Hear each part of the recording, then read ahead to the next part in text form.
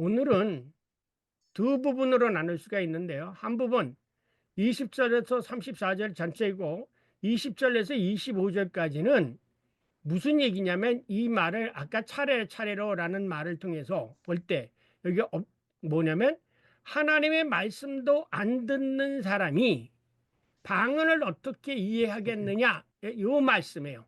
그러니까 뭐냐면 여기 율법의 요 말씀이 중심이거든요. 21절에 요 그러니까 20절서부터 30절 사이에 그 내용의 핵심적인 키 센텐스는 뭐냐? 요게 21절에 있는 말씀이에요.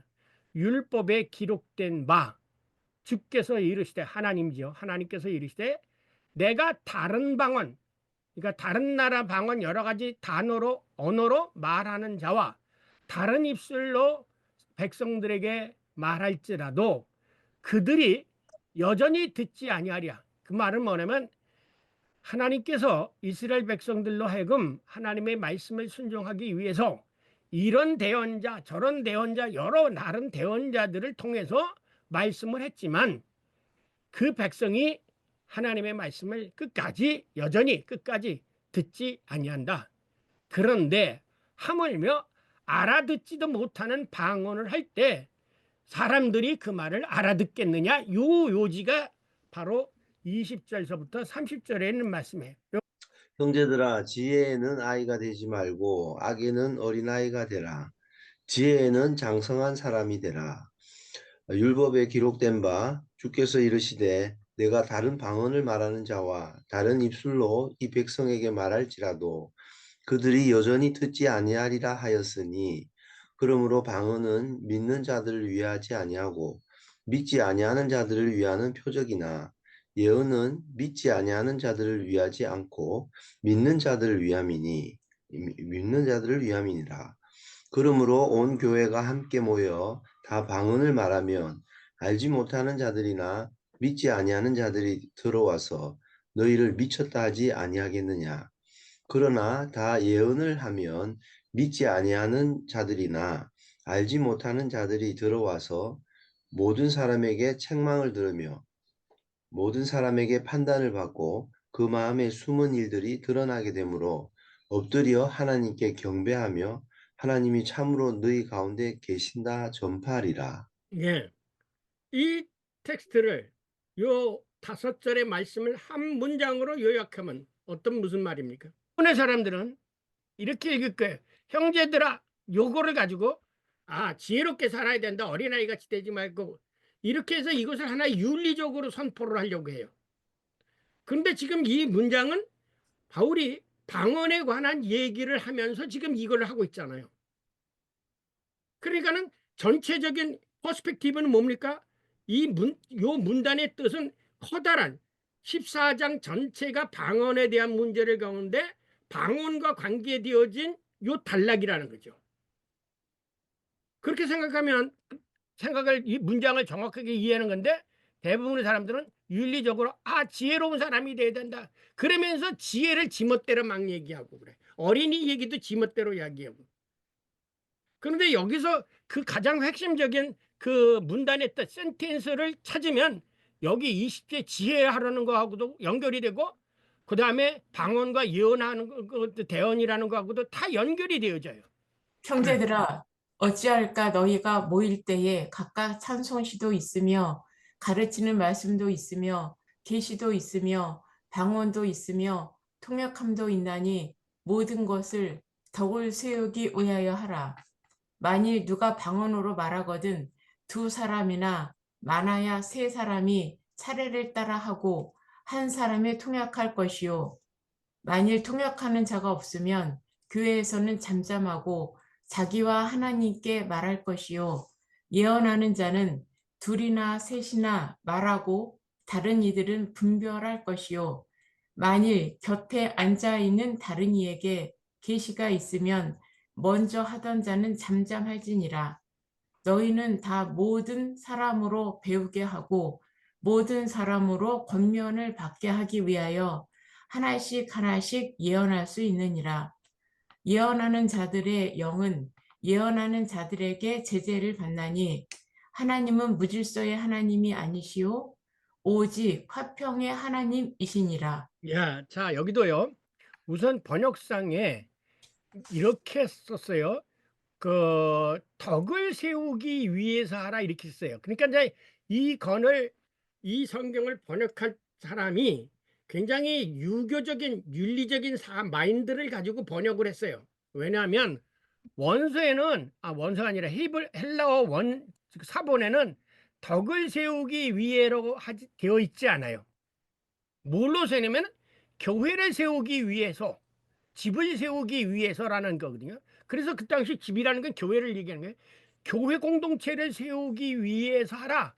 방언도 통역도 교회 공동체를 세우기 위해서 하라고 하는 거지, 한 사람이 무슨 덕을 세우고 인격적인 사람이 되기 위해서 이렇게 하라는 뜻이 아니에요. 그러니까 이게 번역 자체가 얼만큼 중요한가. 그래서 아까도 말씀드렸지만 엑세게제 주석의 제 1단계가 뭐냐?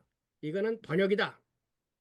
그래서 원문에는, 이 원문이나 헬라어 사본에는 덕이라는 말이 없어요. 집을 세우기 위해서, 교회를 세우기 위해서 하라라고 그렇게 되어져 있어요. 그러니까 벌써 이 사람이 번역하는 사람의 그 전 이해가 뭐냐면, 이 말씀을 윤리적으로 어떻게 가르칠까, 이거에 앞서 있었다는 거예요. 왜냐?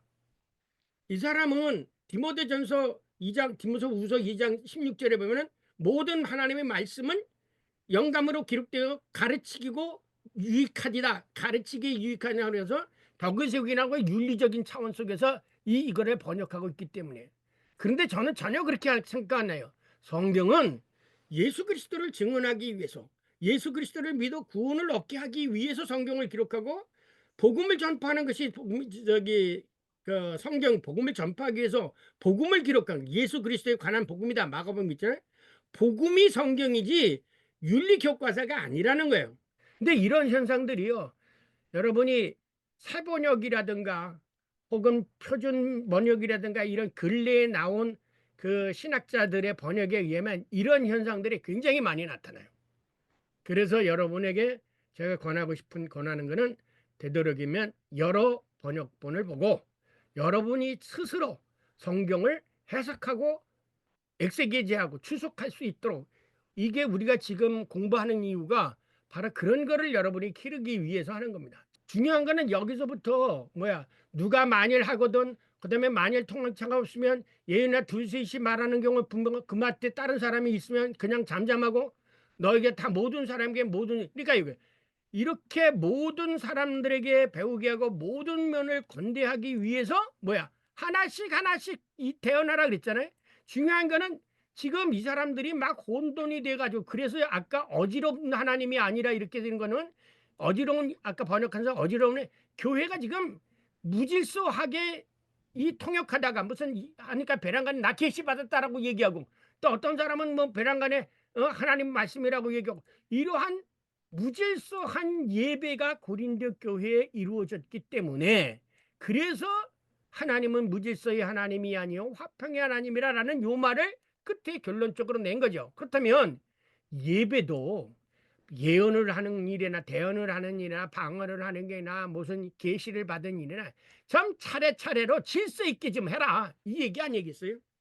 사도 바울이 한 사람이 만약에 예언 방언을 하거든, 두 사람 가만히 있다가 기다렸고 먼저 하고, 그 말을 모르니까 좀 통역 좀 하고, 통역자가 없으면 그냥 다음에 님의 집 가서 하고, 좀 차례를 지키고 순서를 잡아서 예배를 드리라, 이거예요. 고린도 교회가 예배가 엉망이 됐던 거야.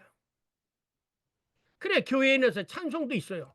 그 다음에 가르치는 말씀도 있어요. 이게 교회 예배를 구성하는 요소죠. 예배학에서 중요한 게 뭐냐면 두 가지 요소로 갈라집니다. 하나님은 사크레멘탈 엘레멘트, 제사장적인 요소하고 프리스틀리한 엘레멘트, 제의적인 제사적인 것과 성례전적인 요소가 서로 교차적으로 주고받고 하는 게 예배예요. 예를 들면 하나님의 말씀을 듣고 감사해서 헌금을 하고, 헌금받으면 또 그 사람에게 대해서 축도를 하게 되고, 이렇게 제사장적인 거, 하나님에게 우리가 올리는 것과 하나님부터 우리가 받는 것, 이게 순서적으로 되어져 있는 것이 교회 예배인데, 찬송 부르다가 무슨 설교 말씀하다가 이게 지멋대로 하는 거예요. 이거는 한국 교회가 이게 예배가 제로. 그래서 한국 교회가 왜 제가 문제를 하냐면 예배도 제대로 안 되고 말씀도 제대로 안 되고 카오스 혼동 상태에 있다는 거예요. 형제들아, 지혜는 아기가 되지 말고 악에는 어린아이가 되라. 이 말이면은 니들이 무식하게 하지 말고 지혜롭게 하나님의 말씀 받아들여. 왜? 하나님의 말씀은 지혜잖아요. 지혜의 근본이 뭐, 지식의 근본이 뭐, 지혜가 근본이 뭐예요? 하나님이죠. 그러니까 하나님의 말씀을 제대로 알아들으라. 그래서 이 말씀은 첫째 단락의 내용을 요약한 겁니다. 왜 그러면 지혜는 아기가 되지 말고 장성한 사람 같이 되라. 왜냐하면 악한 자들은 하나님의 말씀에 순종하기보다는 이 세상의 자랑과 악한 것을 더 선호하기 때문이다. 그래서 예배 드릴 때 하나님의 말씀을 들으려고 하지 않고 지멋대로 내가 방언받았네, 내가 계시받았네 하면서 자기들 자랑하고 하니까 교회 예배가 무질서하게 되어버린 거예요. 그래서 아까 이 말씀한 거예요. 이사야서 주께서 내가 다른 방언을 말하는 자와 다른 입술로 백성들에게 말할지라도 그들은 여전히 듣지 아니하더라. 이 말은 뭐냐면 하나님께서 여기 자꾸 방언이라고 하니까 그렇죠. 이게 방언이 아니라고 그랬잖아요. 예. 하나님께서 여러 방편으로, 여러 말로, 여러 방식으로, 여러 말로 그런 뜻이요. 입술이라는 것은 언어를 얘기하는 거예요. 더 자세하게 하면 여러 대언자들을 통해서 이 백성들에게 이런 모양으로 저런 모양으로 하나님의 말씀을 했는데 그들은 여전히 듣지 않았다. 이 말씀은 여호와 하나님께서 다른 방언, 여기 헤테로, 글로사리, 헤테로 글로사스, 그 다음에 헤테로 케이로스, 다른 입술, 다른 이게 헤테로는 건 여러 방식으로 라는 뜻이죠. 헤테로라는 게 다르다는 거예요. 호모는 같은 뜻이고 헤테로는 다른 뜻이죠.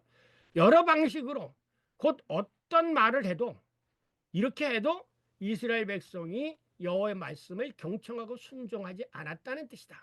이렇게 뭐냐면 이사야의 이 말이 무슨 뜻이냐면 내가 다른 방언을 여호와 하나님이죠. 다른 방언을 말하는 자와 다른 입술로 이 백성에게 말할지라도 그들이 여전히 듣지 아니하였다라는 것은 하나님께서 여러 방언, 여러 대언자를 통해서 이런 식으로 저런 식으로 하나님의 말씀을 전했는데도 하나님이 백성들이 이스라엘 백성이 그렇지 않았다. 그러므로 고린도 교회 그들이 그 어떤 방언을 해도 다른 사람들이 듣지 않는다는 것을 암시해 준 거죠. 아니 하나님이 직접 예언자들을 통해서 대언자를 통해서 이렇게 말씀해도 안 듣는 백성이 알아듣지 못하는 말을 저들이 한들 너희들이 뭘 알아듣겠느냐 이거야. 이것을 반어적으로 얘기한 거예요. 따라서 방언의 효과는 단지 믿지 않는 자들의 표적이 될 뿐이다. 그러면 믿지 않는 자들의 표적이라는 게 무슨 뜻인가? 이것이요. 믿지 않는 자들의 표적이 뭐야?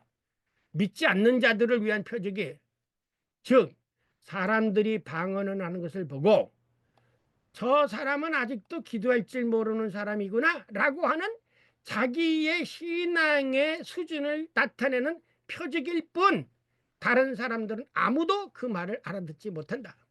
그러므로 온 교회가 함께 모여 다 방언을 말하면 너도 나도 다 방언을 말한다면 뭐라고 하겠느냐? 너희를 미쳤다고 말하게 더 미쳤다고 말하는 것 그 이상 있겠느냐? 이렇게 바울이 반문하는 거예요.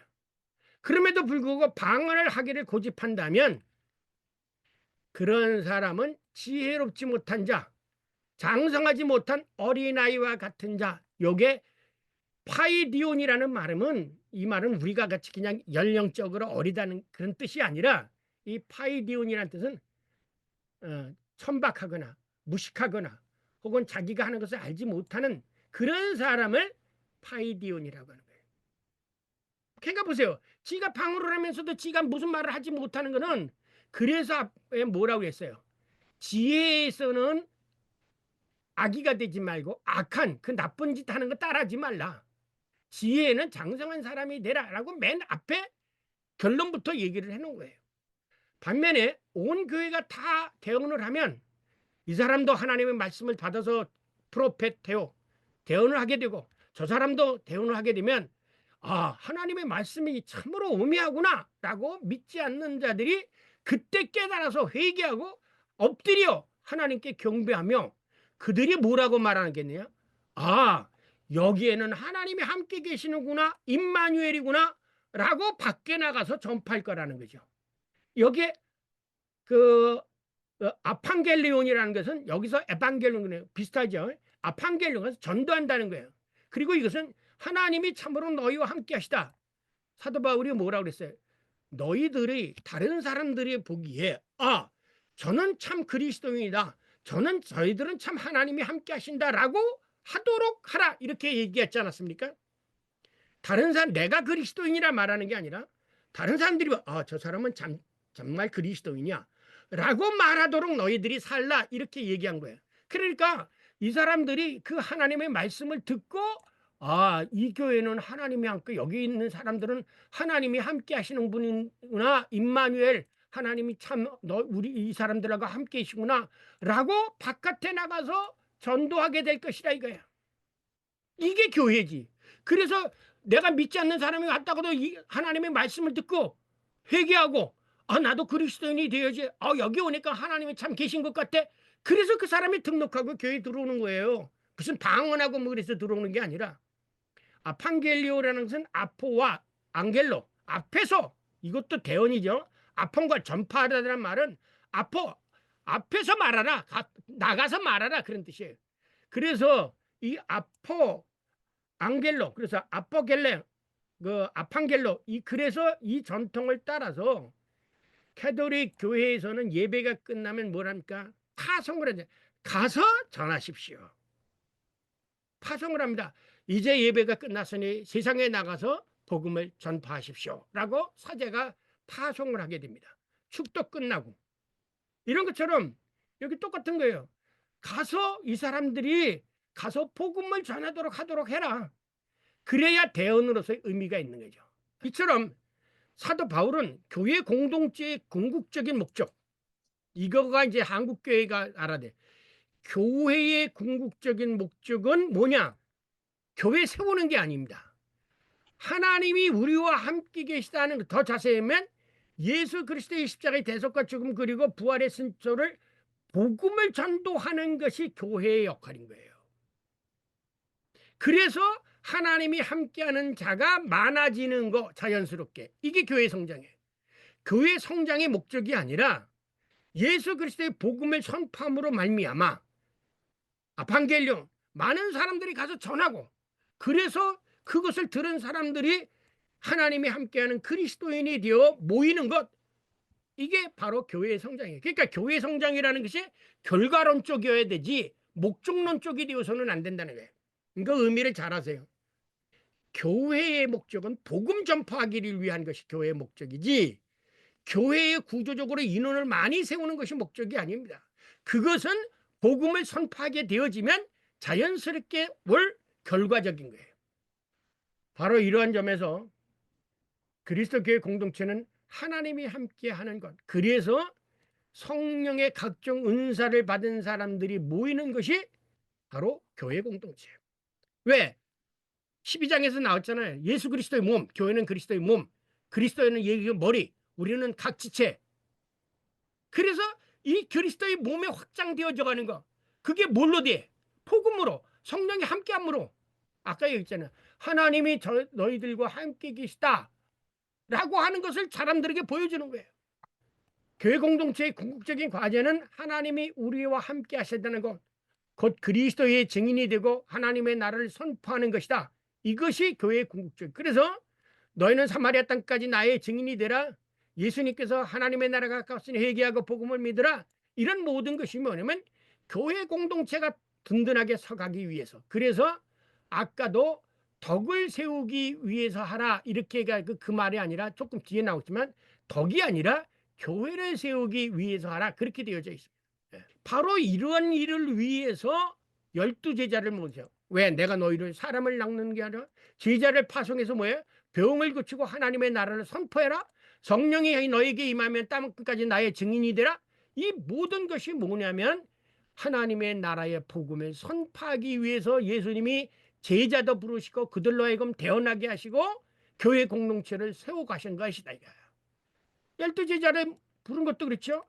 마태복음의 28장에 뭐랬어요? 세상 끝날까지 너는 가서 예수 그리스도의 성부와 성자와 세례를 베풀고 내가 너희에게 가르친 걸 지키게 행하라. 성령이 너희에게 임하면 나의 땅 끝까지 나의 증인이 되리라. 이런 모든 것들이 뭐냐면 예수 그리스도를 증언하는 공동체, 이 교회를 세우라. 그런 것이 교회의 궁극적인 목적이에요. 그뿐만 아니라 사도 바울도 나를 부르신 목적도 뭐냐? 사도 바울의 나를 부르신 목적도 그리스도의 복음을 전파하기 위해서 내가 부름을 받았다. 그렇게 얘기해. 여기 보세요. 뭐라고 그랬어요? 주께서 이르시되 가라. 이 사람은 내 이름을 이방인과 임금들과 이스라엘 자손에게 전하기 위해서 택한 나의 그릇이다.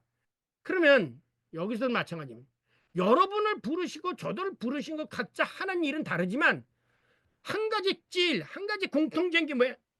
여러분이나 저는 신학자라서, 여러분은 목회자라서, 혹은 평신도로서 모두가 다 예수 그리스도의 증인이 돼서 하나님이 우리와 함께하는 것을 사람들에게 보여주므로 그들도 하나님의 자녀가 되게 하는 거, 그리스도인의 증인이 되게 하기 위해서 하는 거, 이것이 바로 곧 우리를 성령께서 부르신 목적이에요. 한 걸음 더 나가 성경을 기록한 목적도, 성경을 기록한 목적이 뭐예요?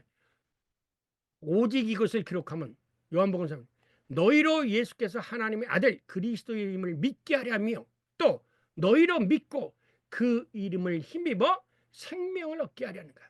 이것도 성경을 기록한 목적이에요. 그러니까 성경을 기록한 목적, 제자들을 부르신 목적, 여러분을 부르신 목적, 저를 부르신 목적은 하나님의 나라의 복음을 선포해서 이 땅에 그리스도의 몸 되신 교회를 세우기 위한 거예요. 여기서 떠난 것은 아무런 의미가 없다. 그것은 종교단체다. 그 다음에 26절은 한마디로 요약하면 이거예요. 아나메로스, 차례차례로. 그 다음에 카타헤이스, 한 사람의, 카타는 뭐뭐에 따라서, 한 사람 한 사람에 따라서, 요 말이에요.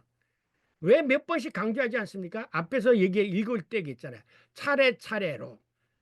그 다음에 하나씩 누가 말일 뭐뭐 한다면 끝난 다음에, 그 다음에, 이런 말은 한마디로 얘기하면 그 당시 고린도 교회 예배가 무질서했다. 그래서 차례차례로라는 말과 하나씩이라는 말을 반복해서 쓰고 있다. 이 말은 예배의 질서를 가리키기 때문이다. 비록 그리스도 교회공동체 예배는 찬송시, 가르치는 말씀, 계시, 방언, 그리고 통역이 있을 수 있다. 그러나 이러한 예배의 순서들이 무질서하게 이루어진다면 그 예배는 예배가 아니에요. 혼돈이죠. 그래서 아까 하나님은 무질서의 하나님이 아니라고 그랬잖아요. 그래서 사도 바울은 교회 공동체 예배는 덕을 세우기 위해서라고 그러는데 이 덕을 세우기가 아니에요.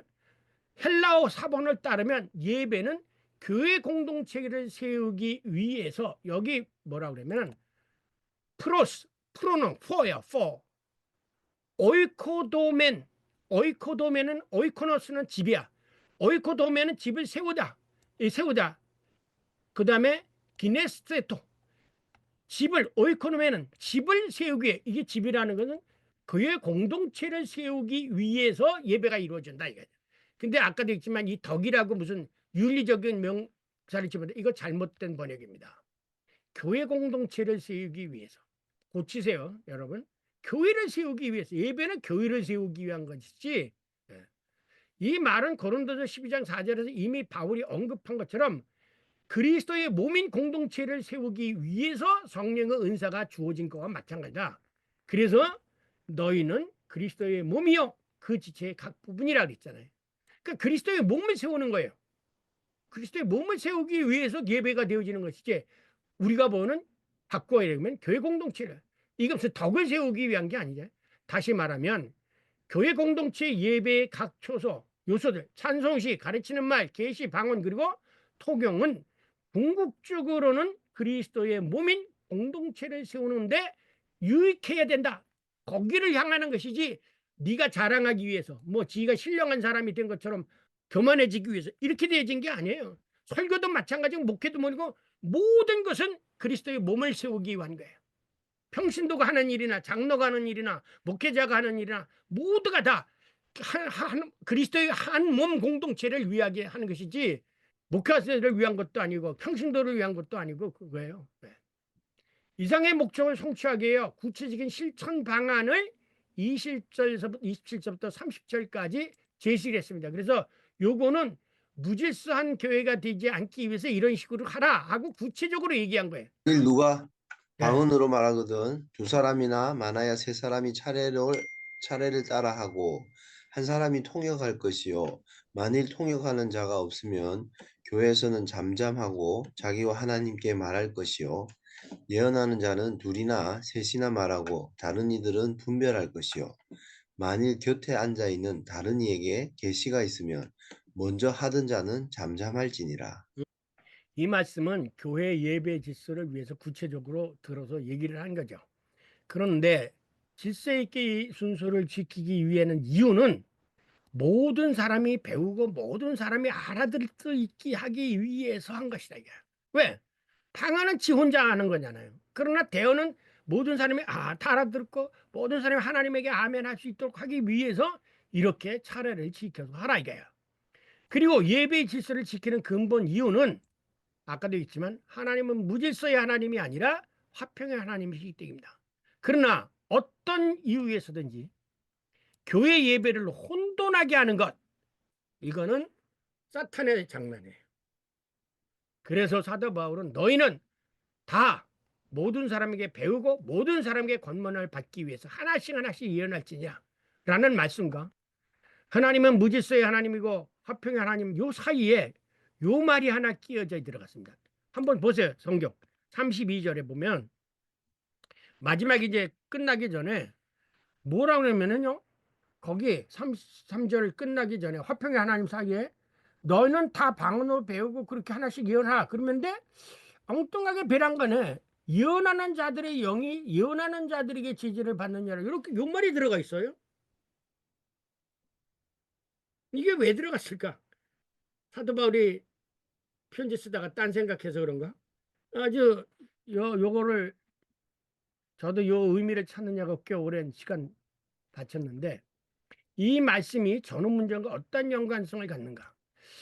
이번에는 이 33절은 무질서의 하나님이 아니다. 그리고 이 31절에는 너희는 사람들에게 모든 사람에게 배우게 하고 모든 사람 권면을 받게 하나씩 예배의 순서를 지키라. 그리고 나서 요 32절을 빼면 그냥 넘어갈 수가 있어요. 하나씩 지키라. 왜냐하면 하나님은 무질서의 하나님이 아니라 그 화평의 하나님이다. 그런데 페랑간에 대언하는 자 영은 대언하는 자가 지지를 받나니 요 말이 요 사이에 낀 거예요. 왜 삽입이 되어졌을까? 요 말이 무슨 뜻인가? 요 말을 이해하면 이 주제가 뭐라고 그랬잖아요. 방언하고 한번 연결시켜서 한번 해보세요. 32절 NI에는 and the spirit of the prophets are subject to. subject to는 뭐뭐에 종속되다, 뭐뭐에 속하다, 제재를 받는다 뜻이죠. 예언자의 영은 예언자들의 영은 예언자들의 이게 종속되어 있다 이 말이에요. 그래서 한글 번역은 이 NIV를 그대로 받아들여 가지고 번역을 했어요. 근데 본래 제가 이 헬라어 사본을 찾아보니까 여기도 카이프노이마타, 프로페톤, 프로페타이스, 휘포타세타이 수동형이죠. 뭐뭐에게 종속된다. 로 기록되어 있다 이거예요. 그 핵심 단어는 이 종속되었다 요 말이에요. 그러니까요. 프노이마타 알지요? 복수형 중성이니까 프로페톤 복수요. 예언하는 자들의 영은 프로페타이스 예언하는 자들에게 뭐야? 종속되어 있다 요 말이에요. 그러니까 똑같은 거죠. 이거 영어로 그대로 번역했습니다. 그래서 요 단어 종속되어 있다는 게 제재를 받는다라고 번역이 되는데 요 말이 무슨 뜻인가? 요걸 아셔야 돼요. 그렇기 때문에 제가 왜 방언이 문제가 되는 게 바로 여기 나타나는 거예요. 예언자가 참된 하나님의 영에 의해서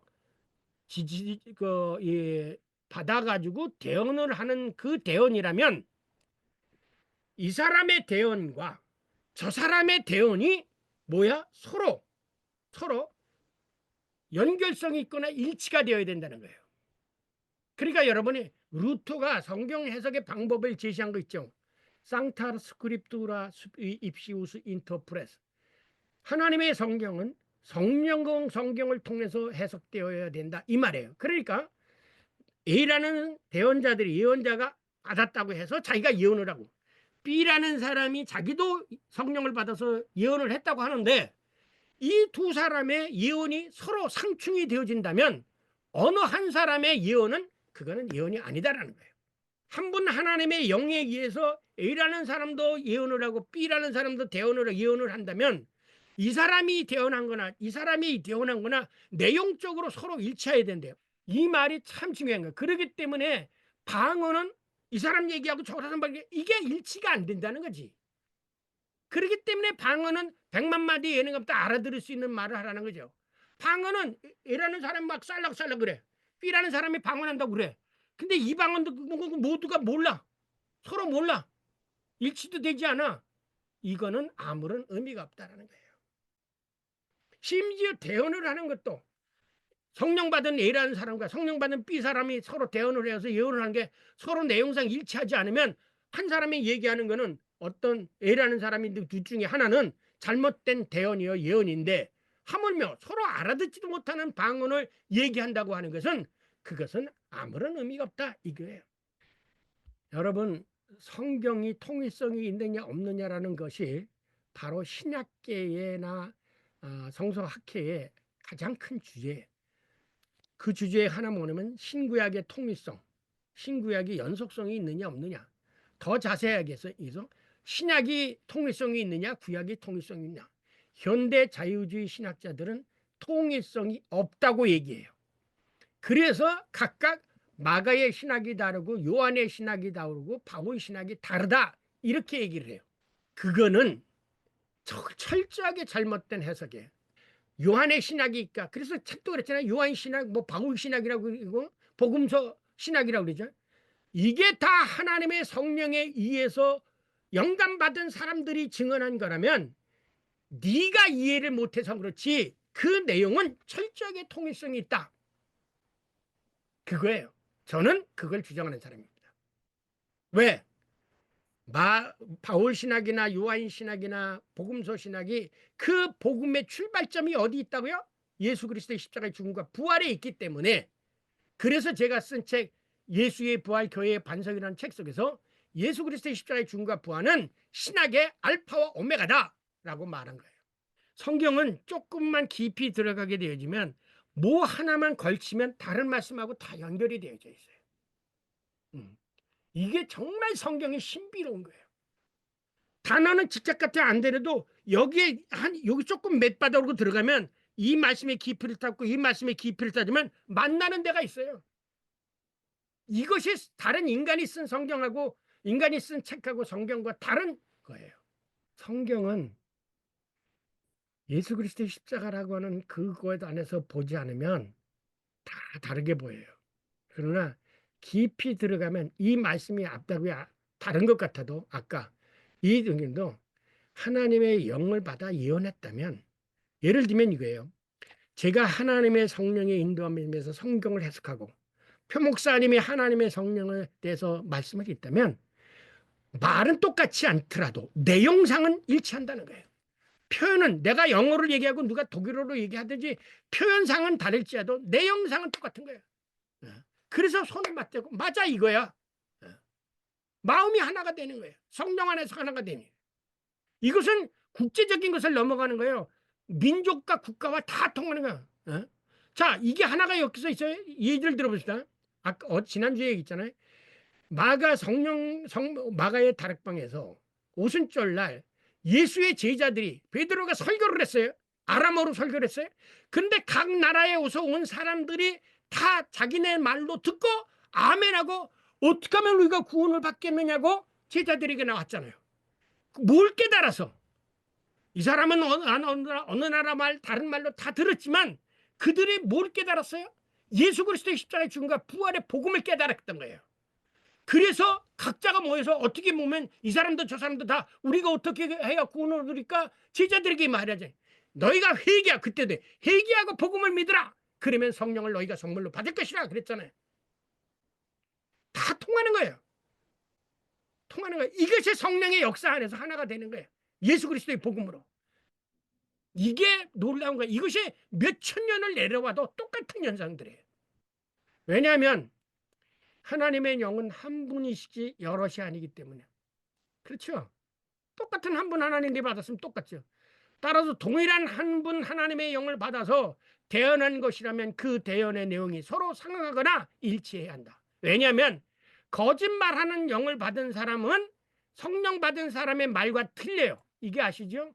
여러분, 미가에 대해서 무질서하게 방언을 하는 자는 결과적으로 하나님의 성령에 의한 영적 기도가 아닐 수 있다. 왜냐하면 사탄 마귀는 무질서와 혼돈의 영이지 성령같이 질서와 평화의 영이 아니기 때문에 이 사람이 귀신 들리고 건가고 이 사람이 맞지가 않을 수가 있다는 거예요. 그래서 방언을 경계하라는 거예요. 나머지는요, 예, 신학적인 요거 해설인데 요거 끄트머리게요. 여러분이 교회에서 설교를 하게 되어지면 교인들이 가만히 아무 말 안 해요. 그것은 뭐냐면 여러분의 설교에 감동이 안 됐거나 여러분이 설교한 것에 동의할 수 없기 때문에 아멘이라고 얘기하지 않는 거예요. 그러나 여러분의 설교가 듣는 사람에게 가슴을 찡기고 변화를 만들면 그 사람 입에서 자연스럽게 아멘이란 소리가 나옵니다. 여기도 있잖아요. 히브리 그들과 같이 우리도 복음을 전함을 받은 자이나 들은 바 그 말씀이 그들에게 유익하지 못한 것은 듣는 자들이 믿음과 결부시키지 아니하니라. 그러니까 나는 열심히 해서 복음을 외쳤는데 아멘 소리 안 나는 거는 이 사람이 그 말씀을 안 받아들이고 있는 거야. 딴 생각하고 앉아 있는 거야. 근데 내가 바로 하나님의 말씀을 풀어서 정확하게 얘기를 했다면 자연스럽게 그 사람이 아멘 해게라는 소리가 나와야 돼. 하나님의 말씀이 바로 선포되고 그 말씀을 믿음으로 받아들이는 사람이라면 자연스럽게 그 입에서 아멘하고 하나님께 영광을 돌리게 된다 이거예요. 아멘, 예스. 하나님의 약속은 얼마든지 그리는 예스, 아멘이죠. 그런즉 그가 바로 말미암아 우리가 아멘하여 하나님께 영광을 돌리게 되느니라. 이게 나와야 돼, 예배 속에서.